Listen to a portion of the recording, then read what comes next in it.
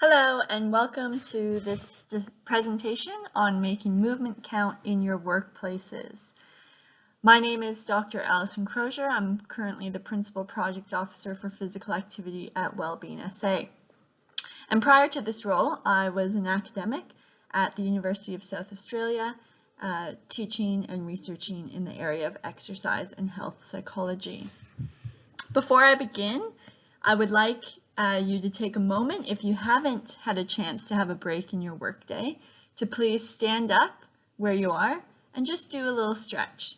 Stretch your arms up high, march on the spot for 10 to 15 seconds, twist from side to side.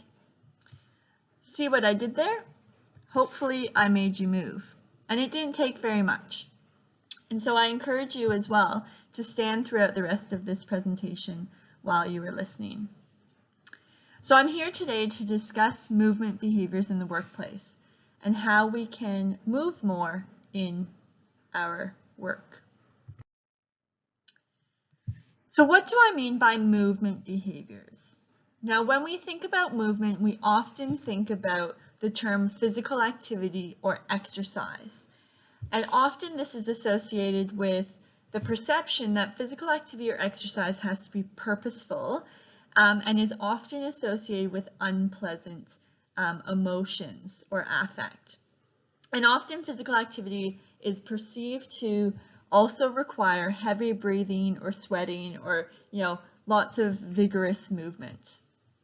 However, from a workplace perspective, you might be less keen to incorporate purposeful exercise or physical activity due to a variety of constraints and the perception that, it's not my place to promote physical activity or exercise in the workplace. So I want to move away from the term physical activity and exercise, and I want to create a new term for us to use and use the term movement, because all types of movement matter and a balance is required for health. So I want to normalize incidental movement that happens throughout the day without our even knowing it, and how we can incorporate more movement into the workplace. So when I talk about movement behaviors, I'm talking about 3 behaviors that we engage in the most. The first is sleep, and really this is very, very low movement, right? But it incorporates the spectrum of movement behavior. So on one side, we've got sleep, where you're kind of laying down. You might move a little bit throughout the night, but basically you are horizontal. We then have more sedentary or sitting behavior. And often this is what we spend majority of our work days doing if you are in the workplace. I know not all industries are. And then we have more heavy movements or purposeful movements called physical activity. But physical activity can include these light movement behaviors such as standing, walking, and more lighter physical activities. Now, many of you may have heard about the physical activity guidelines. However, you may not have heard of the 24-hour movement guidelines for adults. And this is likely not surprising, as they aren't in Australia yet, but as I'm Canadian, I'm going to share with you some of the newer guidelines that are being used in Canada and around the world. So the 24-hour movement guidelines identify the ideal movement patterns for the general adult population. We can look at some of the messaging here, where basically they're trying to incorporate the full 24-hour day with those 3 movement behaviors I talked about on the previous slide. So it still includes guidelines around physical activity, such that an adult should engage in at least 150 minutes of moderate to vigorous physical activity. But in the workplace, we often can't, target that moderate to vigorous physical activity. So within these 24-hour movement guidelines, it now includes that adults should engage in several hours of light physical activities, such as walking, standing, and housework. The guidelines also suggest that adults should limit their sedentary time to less than 8 hours per day, with specific emphasis on breaking up long periods of sitting as often as possible. And lastly, for sleep, it suggests that we need to get 7 to 9 hours of good quality sleep on a regular basis, as well as guidelines around having consistent bed and wake up times. Now, within the workplace, it's hard to target, all three of these, and specifically the sleeping and the, moderate to vigorous physical activity. But the guidelines also identify that even if you can't, target all of these, progressing towards any of these targets will result in some health benefits. So importantly, taking small steps and making healthy movement choices throughout the day can make a big impact. So while you as a workplace may not be able to impact all three of these movement behaviors, assisting your employees to make small changes can be beneficial. And so we're going to focus on two of these movement behaviors within the workplace, as they are factors that workplaces can have a direct impact on. So how much movement do workers typically get? Research has shown that the average person reports sitting approximately 6 hours per day. But we see this to be a lot higher in desk-based workers, where they report over 80% of their working hours are spent sitting. As such, some workplaces that have high desk jobs can be identified as a high-risk site for excessive sitting time, especially when we look at managerial and administrative staff, who tend to be the least active occupation or industry when we compare that to laborers and tradespersons, who tend to be the most active. So a recent study explored Australian perspectives on promoting physical activity in the workplace from a diverse set of industries. So it wasn't just desk-based workplaces. And they looked at both managers and employees' perspectives on what barriers there are to promoting movement. So managers tended to identify organizational barriers, such as health and safety regulations, costs, and competing concerns, while employees focused on individual constraints to movement, such as their geographic location for active transportation, and finding time within their workday to move more. However, we know that movement is good for us. We know that physical activity is good for us. So I'm not going to harp on about the benefits of physical activity for reducing, our risk of illness and disease, improving mental health and sleep, and physical fitness. But I am going to focus on some of the research that's looked at the benefits of movement throughout our days. So even for those that meet the physical activity guidelines outside of their workplace, so they do enough moderate and vigorous intensity exercises, being sedentary during the day is not great for one's health. And there's this shift, and that's why the 24-hour movement guidelines have been developed, because there's this shift that, you can't just be super active outside of work and then come to work and be completely sedentary. That kind of decreases the benefit that you're getting from the physical activity outside of work by sitting all day.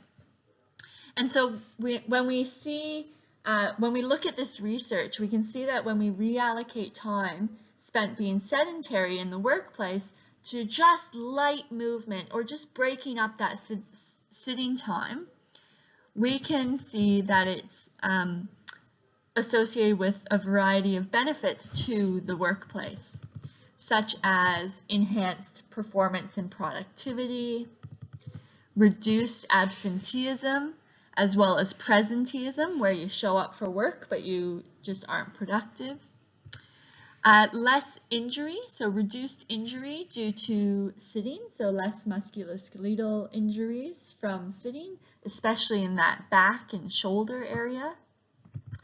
And then we also see when there is this culture within a workplace where movement is prioritized, we actually see this as a benefit towards improving the team culture and attracting and retaining talent, because there is this emphasis on promoting health and well-being of the employees.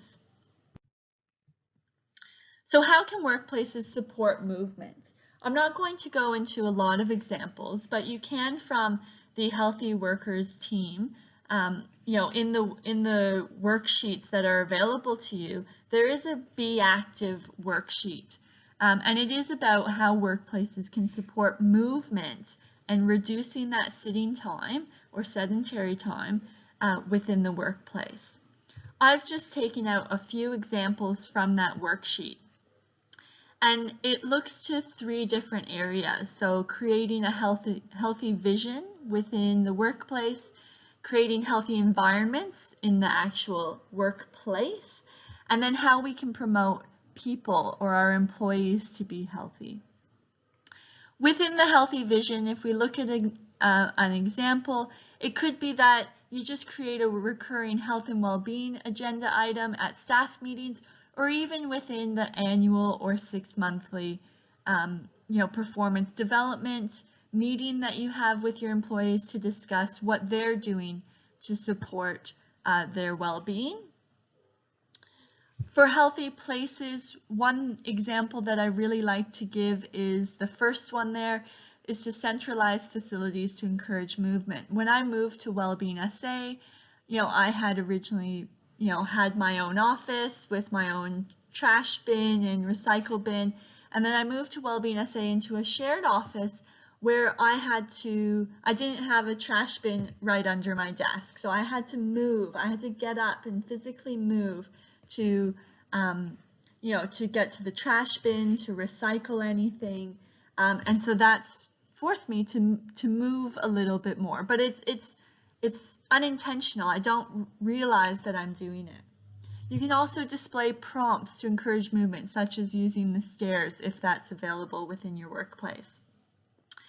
For healthy people, 2 examples that I want to give is, the first one is find a workplace ambassador who is passionate about movement and supporting physical activity. And once you have that ambassador, consider the last example I have there, organizing an activity tournament or challenge within the workplace that encourages movement and reducing sitting time. And that's what I'm going to talk about for the next little bit of this presentation. In the worksheet, we promote 2 free programs for workplaces to use to help them incorporate more movement into their employees' days. Both are Australian-run programs and through Australian organizations, and there's lots of evidence to support their effectiveness. So the first one is Be Upstanding, and that's simply to just break up that sitting time within the workplace. And then the 10,000 Steps Challenge is something you can do within the workplace and create team tournaments. But that's a holistic program that encourages 10,000 steps throughout one's day, including within the workplace. So this is just, these are 2 programs that you might consider, and I'll talk about each of them separately now. The first is Be Upstanding, and it's a program that helps organizations to make standing and movement within the workplace specifically more prevalent. It's a variety of examples, they provide a variety of examples for you to encourage more standing within the workplace. And how it works is it can be run for any length of time, but it's often a challenge that you set up within the workplace, and they suggest that 8 weeks is the best time slot. It's also ideal to have that team champion or ambassador to support that's given a little bit of time within their workday to set up the program and the challenge per se. Ideally, this person is in management so that they get some buy-in, but it doesn't have to be, as long as there is management support for the program.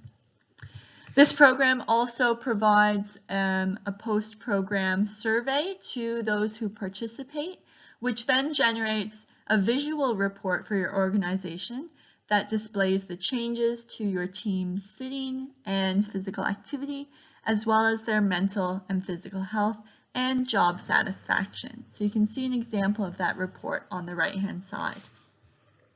Now, this program is one that doesn't have online support for you to call up and request support, but all of their resources are free and available on the Be Upstanding website.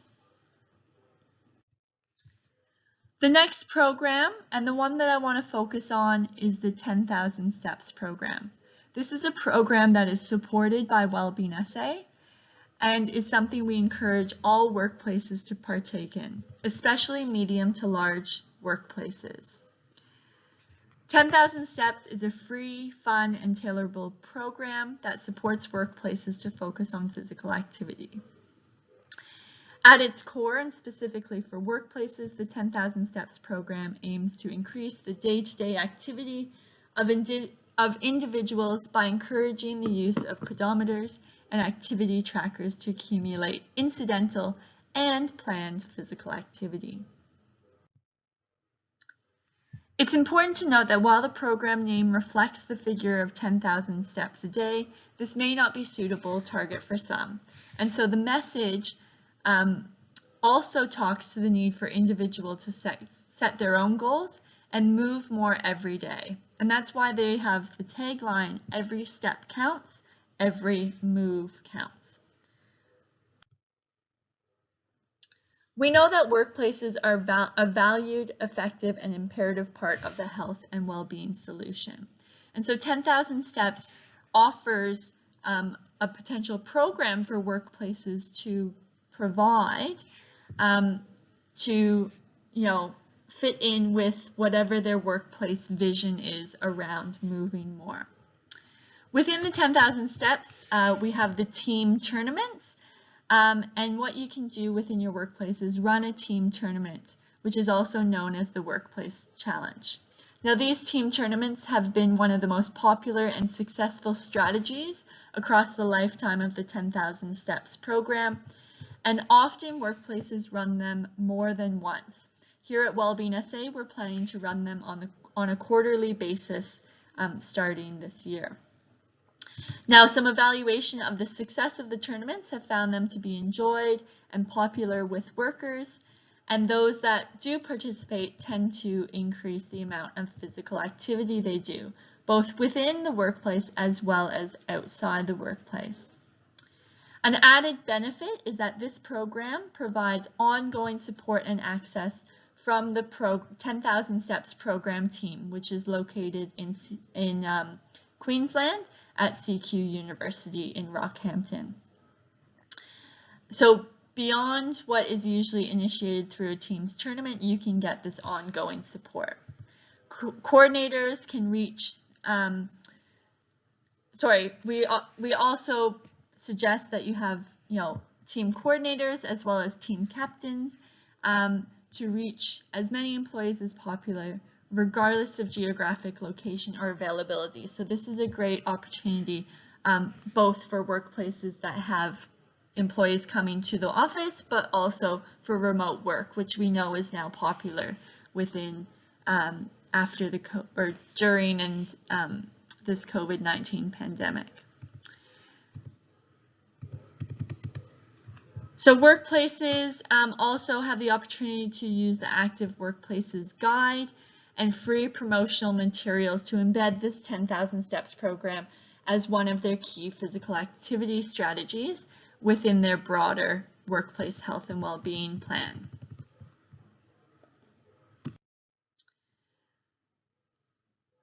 So here's a few suggestions. If you are thinking of doing a 10,000 steps program, start planning 4 to 8 weeks prior to the start date. Consider how you're going to communicate to your employees and call for team captains. So you might have a large, 100 employees, and you want to put them into different teams to all compete to be, the most physically active or movement team. We at Wellbeing SA have worked closely with the 10,000 Steps team to ensure that this guide here on the right-hand side and the resources that you can access aligns with the toolkit, the Healthy Workers Toolkit that I was discussing earlier.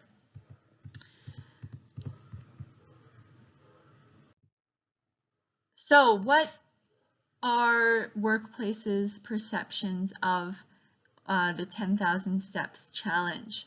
Now in 2021, we ran the Billion Steps Challenge and had a variety of workplaces participate. And so here are just a few stories from SA about the benefits of the 10,000 Steps program within the workplace. They talked about the 10,000 Steps program encouraging friendly competition and banter. The team challenges provided a sense of togetherness and connection among the teammates, as well as developing healthy new habits within the workplace.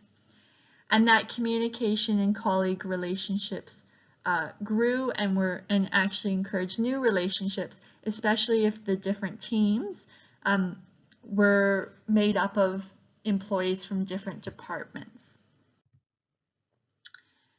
So the importance of a workplace champion cannot be underestimated. This may be a formally employed role responsible for health and well-being initiatives, or a staff member who's interested. While not a role for everyone, we can all do our bit to encourage and support our fellow workmates. Now, just some reports from last year is that a tournament organizer identified that it's actually quite easy, that the resources that the 10,000 Steps team provides are fantastic and provides a lot of support. All right, so what are you waiting for? A recent book chapter reviewed the success of the 10,000 Steps program and found that 65% of 10,000 Steps members are identified through the workplace challenge. And workplace challenges on average increase movement and physical activity by 160 minutes per week. So that's helping your workers meet the physical activity guidelines. And over 89% of employees report enjoying taking part in the challenge.